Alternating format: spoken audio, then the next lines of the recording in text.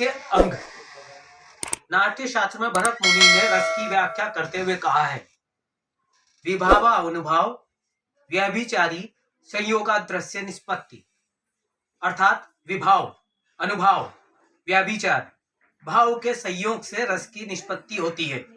सुप्रसिद्ध साहित्य दर्पण में कहा है, हृदय का स्थायी भाव जब विभाव, अनुभाव और संचारी भाव का संयोग प्राप्त कर लेता है तो रस रूप में निष्पन्न हो जाता है। रतिकाल के प्रमुख कवि देव ने रस की परिभाषा इन शब्दों में की है, जो विभाव अनुभाव अरु विविचारेणु करी होई, तिथि की पूर्ण वासना सुकवि कहत रस होई। इस प्रकार रस के 4 अंग है, विभाव, अनुभाव, संचारी भाव, स्थायी भाव। विभाव, अनुभाव, संचारी भाव और स्थायी भाव, इसके बारे में हम आपको बताते हैं। विभाव जिन कारणों से स्थायी भाव उत्पन्न होता है उसे विभाव कहते हैं, अर्थात स्थायी भाव के कारणों को विभाव कहते हैं।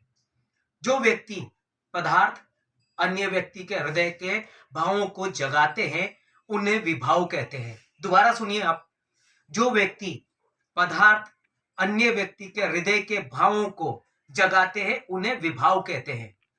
इनके आश्रय से रस प्रकट होता है, यह कारण निमित्त अथवा हेतु कहलाते हैं।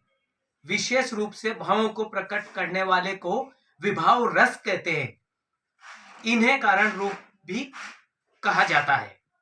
स्थायी भाव के प्रकट होने का मुख्य कारण आलंबन विभाव होता है।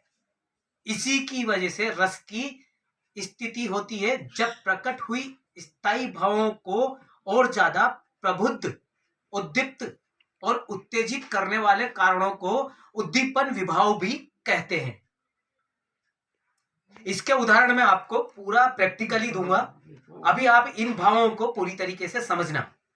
आलंबन विभाव के पक्ष ये 2 प्रकार के होते हैं। आलंबन विभाव के पक्ष ये 2 प्रकार के होते हैं, आलंबन विभाव और उद्दीपन विभाव। अब आलंबन विभाव में क्या आता है, जिसका सहारा या आलंबन पाके स्थायी भाव जागृत होता है। दोबारा सुनिए आप, जिसका सहारा आलंबन पाके स्थायी भाव जागृत होता है उसे आलंबन विभाव कहते हैं। जैसे नायक और नायिका, यह आलंबन विभाव के 2 पक्ष होते हैं। नायक और नायिका यह आलंबन विभाव के 2 पक्ष होते हैं। नायिका या आपको नेक्स्ट एपिसोड में बताएंगे।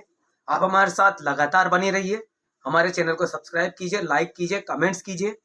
और अगर आपको कोई भी जानकारी लेनी हो एक्टिंग से संबंधित, नाट्य से संबंधित, फिल्म से संबंधित, तो आप हमारे चैनल को सब्सक्राइब कर सकते हैं, कमेंट्स कर सकते हैं।